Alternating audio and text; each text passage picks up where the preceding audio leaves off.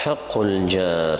وعن ابن عمر رضي الله عنهما قال: قال رسول الله صلى الله عليه وسلم: ما زال جبريل يوصيني بالجار حتى ظننت أنه سيورثه. متفق عليه. وعن أبي شريح رضي الله عنه أن النبي صلى الله عليه وسلم قال: والله لا يؤمن، والله لا يؤمن، والله لا يؤمن.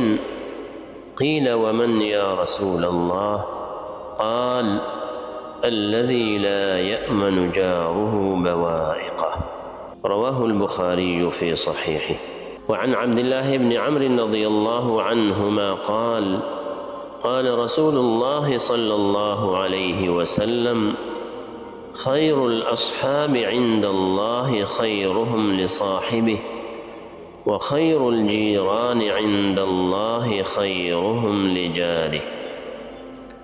رواه الترمذي في سننه.